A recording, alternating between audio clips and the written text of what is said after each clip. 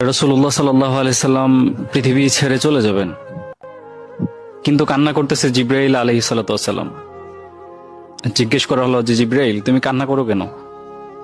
জিবরাইল বললেন যে আজকে থেকে তো আমি অবসর হয়ে যাব, আর রাসূলের কাছে আসতে পারবো না। আমি রাসূল সাল্লাল্লাহু আলাইহি সাল্লামের কাছে আসা যাওয়ার মধ্যে দিয়ে অনেক এমন জায়গায় গিয়েছি যে জায়গায় আমি আসলে যাওয়ার উপযুক্ত নই।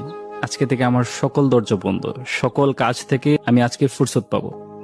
রাসূলুল্লাহর দরবারে কোনোদিন এসে আমি আড্ডা দিতে পারবো না, কথা বলতে পারবো না। রাসূলুল্লাহ কোনোদিন মুচকি হেসে আমার সাথে আর কথা বলবে না।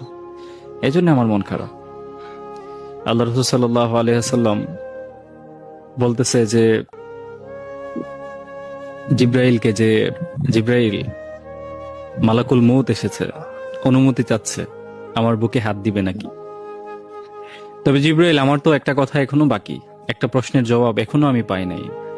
জিবরাইলকে বলা হলো যে ইয়া আখি জিবরাইল, হে আমার ভাই, তুমি বলো তো, আমি এই পৃথিবী থেকে চলে যাওয়ার পর আমার উম্মতের কি হবে? তাদেরকে কি ক্ষমা করা হবে? জিব্রাইল নিজেও আসলে ইমোশনাল হয়ে গেলেন যে রাসূলুল্লাহ সাল্লাল্লাহু আলাইহি সাল্লাম নিজের জীবনের থেকেও ভালোবেসেছেন যে উম্মতকে। আমরা সেই উম্মত হয়ে অবশ্যই আমরা গর্বিত, আমরা আনন্দিত।